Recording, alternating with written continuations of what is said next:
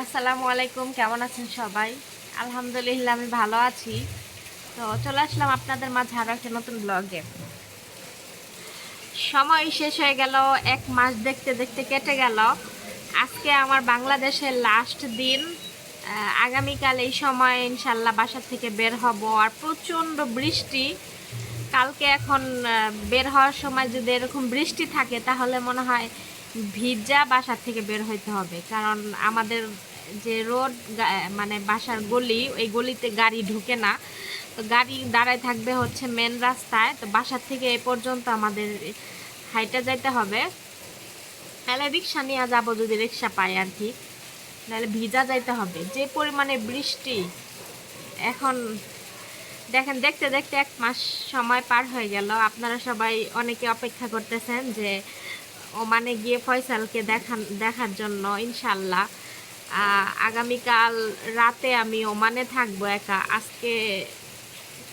আজকে শেষ রাত আমার বাংলাদেশে। আমাদের বাসায় আজকে শেষ রাত ঘুমাবো। কালকে রাতে বাসায় গিয়ে একা একা থাকতে হবে। তো একজন আপু বলছেন যে আপনার যাইতে কেমন লাগতেছে, খারাপ লাগে না? আমার তো খারাপ লাগে।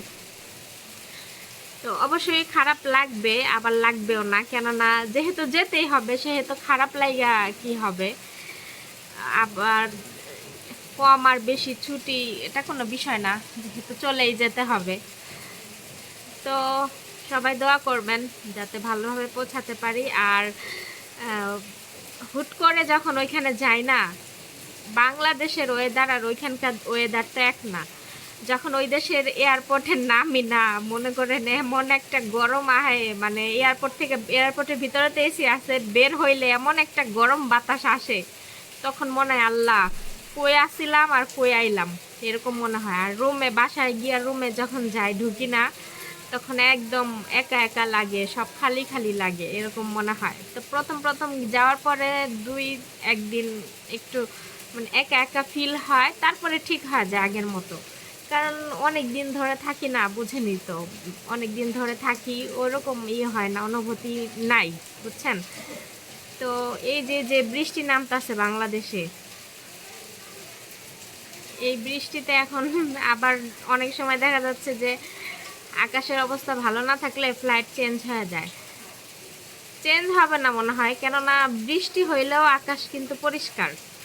যদি আকাশ পরিষ্কার না থাকতো তাহলে হচ্ছে ফ্লাইট চেঞ্জ হওয়ার সম্ভাবনা থাকতো। যদি ঝড় হইতো, ওরকম ঝড় বাতাস তো নাই, শুধু বৃষ্টি নামতেছে। তো বৃষ্টি চাই না, এখন আর বৃষ্টি চাই না, কারণ দেশের অবস্থা ভালো না, বৃষ্টি আর চাচ্ছি না। তারপরে বৃষ্টি হচ্ছে, কয়েকদিন চাইছিলাম যে বৃষ্টি হোক, কিন্তু দেশের পরিস্থিতি দেখে এখন আর চাচ্ছি না যে বৃষ্টি হোক, বৃষ্টি বন্ধ হয়ে যাক। আমি শুনলাম যে বৃষ্টি টানা 7 দিন থাকবে, জানি না সত্য কিনা। তো আজকে হচ্ছে আমার বড় মামার বাসায় আমাদের দাওয়াত আছে, তো ওখানে যাব। এখানে কি হয়েছে আমার, ওইখানে যাব, যে বৃষ্টি এখন বের হবো কেমনে ওইটাই ভাবতেছি। ভিজা যাইতে হবে এখন। কালকে ফোন দিয়ে বলছে ওনাদের বড় মামার বাসায় খাওয়ার জন্য দাওয়াত করছে। এখন ভাবছিলাম যে বৃষ্টি থাকবে না, এখন যে পরিমাণে বৃষ্টি নামতেছে ওইখানে যাব কিভাবে, আমি তো সেটাই ভাবতেছি। ভিজা যাইতে হবে এইখান থেকে ওই অটো পর্যন্ত, ভিজা যাইতে হবে। অটো রিক্সায় উঠলে তাহলে তার সমস্যা নাই। তো দেখি কি করা যায়। এখন বাজে সকাল 11:30, দুপুর হয়ে গেছে। তো আমরা বাসা থেকে বের হবো হয়তো 2টার দিকে। তো আমার বড় মামার বাসাটা আপনাদের সাথে শেয়ার করব না, কারণ আপনারা তো ছোট মামার বাসা দেখছেন, এখন বড় মামার বাসাটা শেয়ার করবেন ইনশাল্লাহ।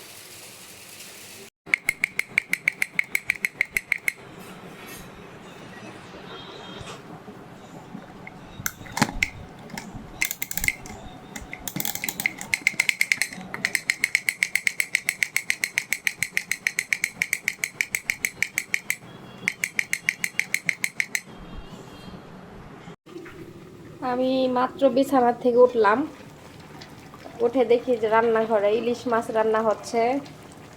ভাবছিলাম যে আপনাদের সাথে শেয়ার করব, কিন্তু আমি তো নিজে ঘুম থেকে উঠছি দেরি করে, শেয়ার আর করব কিভাবে।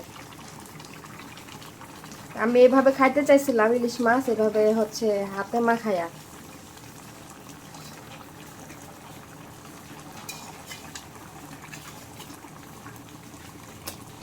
তো উল্টা দিতে চাইছিলাম।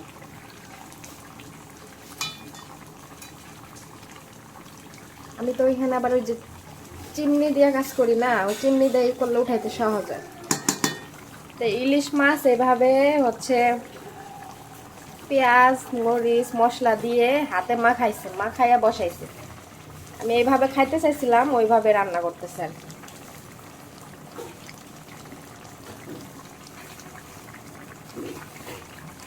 তো সকাল সকাল ঘুম থেকে উঠে বিছানাটা গোছাই নিচ্ছিলাম, আর বিছানা হয়তো আর গোছানো দেখানো হবে না, এইখানেই শেষ। এই বিছানায় আমি আর থাকবো না, চলে যাব। তখন আমি আবার আমার নিজের একা একা সব কিছু আবার করতে হবে। তো এখানে সবার সাথে ছিলাম, ভালো ছিলাম। ওইখানে গিয়ে হয়তো বা একটু একাকিত্ব ফিল হবে। সারাক্ষণ মোবাইল নিয়ে যখন ফ্রি থাকবো তখন মোবাইলেই সময় দিতে হবে, মোবাইল নিয়ে বসে থাকবো, আর আপনাদের সাথে বেশি বেশি কানেক্টেড থাকবো। দেশে এসে যদিও চাইছিলাম যে 2টা করে ব্লগ দেওয়ার জন্য, পরে আবার দিলাম না, কেননা দেখলাম যে 2টা করে ব্লগ দিলে আবার অনেকে দেখতে চায় না, এর জন্য 2টা করে দেওয়া হইলো না, একটা করেই দিছি। তো যাই হোক, সময়ও চলে গেল। দিন কিভাবে চলে যায় দেখেন, মনে হইল না যে সেদিন আসছি দেশে 1 মাস হয়ে গেল। দেখছেন, যখন আমি আসছি তখন আমার আনন্দ ছিল যে আমি দেশে যাচ্ছি, আর আমার ম্যাডামদের মুখে হাসি ছিল না, কারণ আমি চলে আসতেছি তাদের উপরে সব কাজকর্ম রেখে। এখন আমি আবার চলে যাচ্ছি, আমার ম্যাডামরা অনেক বেশি খুশি, কেননা আমি চলে যাচ্ছি, তাদের কষ্ট দূর হয়েছে, আমি গিয়ে আমি একাই সব সামলাবো। সকালবেলা ঘুম থেকে উঠে বিছানা গুছাই নিলাম, আর এই যে আমার ভাই আমার জন্য ব্লাউজ বানাইছে। আমি এই বাটিকের শাড়িটা কিনছিলাম অনলাইন থেকে, তো যাওয়ার সময় হয়ে গেছে, ব্লাউজ বানানো হয় নাই। তো আজকে গতকালকে বানাই দিছে, শাড়িটা দেখি পরবো, কাপড় আর এখন এখানেই লাগাবে, হুক লাগাবে, তাহলে বানানো শেষ, তাহলে পরবো। আর বাইরে অনেক বৃষ্টি নামতেছে, এই বৃষ্টি মনে হয় আর থামবে না, সারাদিন এরকম বৃষ্টি মনে হয় নামবে।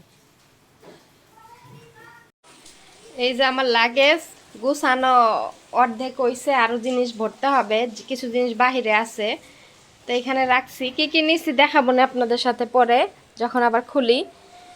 আর এই যে বিছানা গুছাই নিলাম।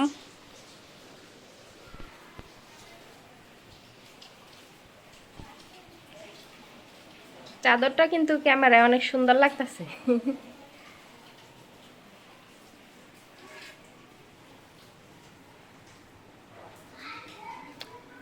গামছাটা এখানে রাখছে কেন জানেন? কারণ বাহিরে যে বৃষ্টি নামতেছে, এই বৃষ্টিতে কাপড় চোপড় শুকাইতেছে না। কি করবেন, ঘর দিয়ে ফ্যানের বাতাসে যে দিক দিয়ে মিলে দিছিলাম, শুকাই গেছে, ওগুলো আবার গুছাই রাখছি। আর অনেকে আমার এই যে চুড়ির আলনাটার কথা জানতে চাইছেন, যে এই চুড়ির আলনাটা আমি কোত্থেকে বানাইছি, নাকি অনলাইন থেকে কিনছি। এটা আমি বানাইছিলাম অর্ডার দিয়ে, বুঝছেন, কিন্তু আমি অর্ডার দিয়েছিলাম আরও বড় সাইজ। আমার ইচ্ছা ছিল সব চুড়ি থাকবে, কিন্তু এটা একটু ছোট বানায় ফেলছে। এই যে এটা অনেক আগে বানাইছিলাম একজনকে দেখে আর কি, আমি একজনের লাইভ ভিডিও দেখছিলাম, তো লাইভের ওনার ভিডিওর পেছনে এরকম একটা চুড়ির আলনা ছিল, তো ওইটা দেখে আমি হচ্ছে বানাইছিলাম অনেক আগে। আর এই দেখেন বাহিরে এখনো অনেক বৃষ্টি, আর এই যে আমি গোসল করছি রাতে, কাপড় চোপড় এখনো শুকায় নাই এভাবে বারান্দায়, এগুলা শুকাবে কবে আল্লাহ জানে। আর আমাদের এলাকার রাস্তায় পানি উঠে গেছে, ওই দেখেন।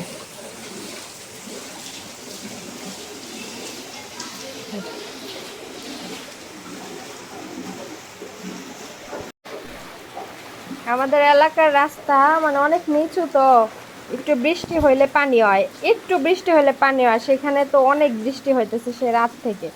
দেখেন কি অবস্থা, মানুষ এই পানি পাড়ায় যাইতেছে, ময়লা পানি, ড্রেন থেকে পানি ওঠে।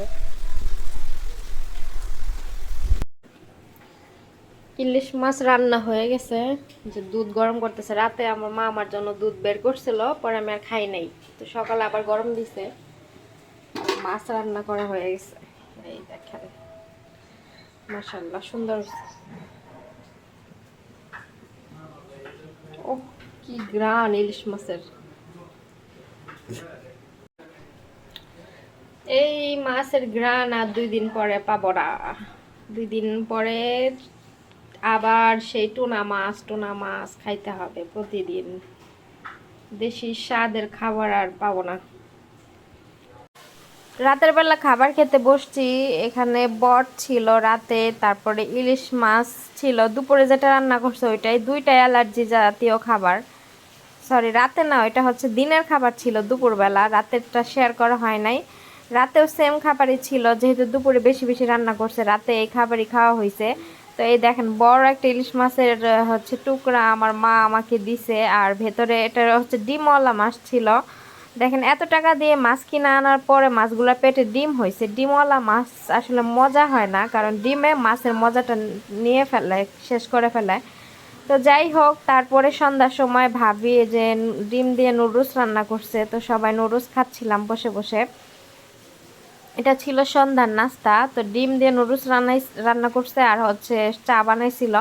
আমি বাংলাদেশে এসে চা খাই না, কারণ আমার নেশা নাই চায়ের। কিন্তু ওখানে আমি এখন যে বলে না ঠেলায় পইরা, মানে বাঘেও নাকি ঘাস খায়, তো ওইখানে আমি ঠেলায় পরে খাই, কারণ ওখানে খাওয়ার তেমন কিছু থাকে না, এর জন্য ঠেলায় পরে চা দিয়ে রুটি খাই। তো রাতের বেলা আমি আমিরতি খাইতে চাইছিলাম, তো আমার ভাই আমিরতি কিনা নিয়ে আসছে 1 কেজি 1.5 কেজি। তো এইখানে দেখেন, এত মিষ্টি আমিরতি। আগের আমিরতিগুলো অনেক বেশি মজার ছিল, আর এই গতকালকে যে আমিরতি নিয়ে আসছে আমার কাছে খাইতে লাগলো জিলাপির মতো, একটু মজা লাগলো না। আর দুনিয়ার মিষ্টি দিয়ে ভরে রাখছে, আমি একটুখানি খেয়ে আমার মুখ একদম হয়ে গেছে। আমি আর এটা দ্বিতীয়বার খাবো না। তো আমার মা বলতেছে যে হুদাই এতগুলো আনলো কির জন্য। তারপরে 1 পাতিলা দই নিয়ে আসছে। আমি তো দই অনেক বেশি পছন্দ করি, আমি নাও করছিলাম যদিও যে এগুলো আনতে হবে না, তারপরও নিয়ে আসছে যে তুই দই পছন্দ করস, খা। তো এখানে আমার মামি নিতেছিল 1 পিস আমিরতি। দুনিয়ার মিষ্টি এগুলো, আর আমি হাত দিয়ে ধরবো না, খাবো না। তারপরে এই তো এখানে আমার ভাই আমার এই যে 3টা জামা বানানো বাকি আছে, ওইগুলাই বানানোর জন্য হচ্ছে ডাইনিং টেবিলের উপরে কাটতেছিল। কারণ ফ্লোরে এই জর্জেট কাপড় কাটা যাবে না, এর জন্য ডাইনিং টেবিলের উপরে কাটতেছিল। তো এইখানে বিছাইয়া তারপর চক দিয়ে দাগায় দাগায় কি কি করতেছে, মানে আমি খালি দাঁড়ায় দাঁড়ায় দেখতেছিলাম, আর আমার মাথায় এগুলো ঢুকতেছিল না। আমার ভাই কিন্তু টেইলরের মানে সব কাজ পারে। আচ্ছা, অনেকেই আমাকে বলছেন যে আমি শুধু আমার বোনের ছেলে মেয়েদেরকে দেখাই, ওদের জন্য এটা ওটা কিনি, কিন্তু আমার ভাইয়ের ছেলে মেয়ে নাই। না, আমার ভাইয়ের ছেলে মেয়ে নাই, কেননা আমার ভাই এই বিয়ে করার পরে এই 2বার বাংলাদেশে আসলো। তো ওর এখনো বাচ্চা কাচ্চা হয় নাই, তবে এবার করতেছে, ইনশাল্লাহ হয়ে যাবে। তো আমার বোনের তো আগে বিয়ে হয়েছে, ওর 2টা বাচ্চা, তারপরে আমার ভাই অনেক পরে বিয়ে করছে, এই জন্য ওর বাচ্চা কাচ্চা এখনো হয় নাই, ঠিক আছে। তো ভাইয়ের যদি বাচ্চা কাচ্চা থাকতো তাহলে অবশ্যই আমি ভাইয়ের বাচ্চাদের জন্য কেনাকাটা করতাম, ওরেও আমি ভিডিওতে দেখাইতাম, তাই না? ওরে তো আর দেখানো বাদ দিতাম না, তার বিষয়টা ক্লিয়ার করে দিলাম। তো এখানে আমার ভাই এই যে আমার মাপ ফিতা দিয়ে মাপ নিয়ে আগে নিয়ে রাখছিল, লিখে রাখছিল, ওইগুলো দেখে দেখে এখন এই যে চোখ দিয়ে দাগায় দাগায় কতগুলা দাগ দিতেছে, করতেছে। মানে আমি খালি দাঁড়ায় দাঁড়ায় দেখতেছিলাম, আমার মাথায় ঢুকতেছিল না। যারা যারা এগুলা বানান টেলার, তারা হয়তো বা এগুলো ভালো বুঝবেন। তা আমি একটু আপনাদের সাথে শেয়ার করতেছিলাম যে যারা যারা টেলারের কাজ পারেন, দেখেন কিভাবে কাটে, কিভাবে কি করে। তো যেটা যারা যে কাজ পারে তাদের কাছে সেই কাজ সহজ মনে হয়, কিন্তু যে যেটা পারে না তার কাছে ওইটা আবার কঠিন মনে হয়। তো আমি একবার টেলারের কাজ শিখতে চাইছিলাম, পরে আর শেখা হয় নাই। তো যখন বিদেশ বাদ দিব, বাংলাদেশে আসলে পার্লারের কাজ শিখব, এটা ভাবছি। জানি না কি করব পরে, তো দেখা যাক কি করা যায়। আর এই তো এইখানে ওর মতো কাজ করতেছে, করুক। আমি ভাবছিলাম যে কিভাবে কাটে এটা একটু শেয়ার করব, এখন দেখি ও মাইপা মাইপা আগে সব দাগ দিয়ে নিতেছে, পরে কাটবে। তো অতটুক সময় আমার আর এখানে ধৈর্য কুলাইলো না দাঁড়ায় থাকতে। পরে আমি আর এখানে দাঁড়ায় থাকি নাই, আমি চলে গেছিলাম রুমে, কারণ দেশে আইসা প্রচুর আলসা হয়ে গেছি। তো এই জন্য আমি মানে যত তাড়াতাড়ি চলে যাব অতই ভালো, বুঝছেন। কারণ আলসিয়া হয়ে গেছি অনেক। ওইখানে কাজ করব, টাইম মতো খাবো, ঘুমাবো, এটাই আমার ভালো। তারপর রাতের বেলা ঘুমানোর কিছুক্ষণ আগে আমি এই যে আমার এই যে থানাকা ফেস প্যাক এটা ব্যবহার করছিলাম কয়দিন। এখন এইভাবে যদি নেই তাহলে হয়তো বা ব্যাগের লাগেজের যাতায় খুইলা যাইতে পারে, জিনিসপত্র নষ্ট হবে। এর জন্য আমি কস্টিপ দিয়ে করে নিলাম, আটকায় নিলাম। তারপরে এটা আমার চুলের হচ্ছে যে স্পা ক্রিম, তো স্পা ক্রিমটাও আমি ব্যবহার করছি। তো এই জন্য আমি কস্টিপ দিয়ে আটকাই নেই, যাতে করে এটা একদম ফ্রিভাবে থাকে, আর যাতে ব্যাগের ভিতরে লাগেজের ভিতরে রাখলে এটা লড়াচড়া না করে। তো এই দুইটাই করে নিই। জিনিসপত্র আমি সব লাগেজের ভিতরে ভরে ফেলছি, গুছাইছি, এটা আপনাদের সাথে শেয়ার করব না আমি যে গুছাইছি।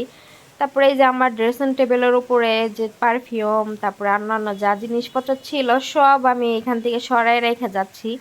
কেননা এখানে রাখলে দেখা যাচ্ছে যে আমার বোনের ছেলে মেয়ে আইসা নষ্ট করে ফেলবে। তো এই জন্য আমার মা বলতেছে এগুলো সব সরাই রেখে যা, আর ড্রেসিং টেবিল আমার মা ঢাইকা রাখবে আর কি। তো সবাই ভালো থাকবেন, আল্লাহ।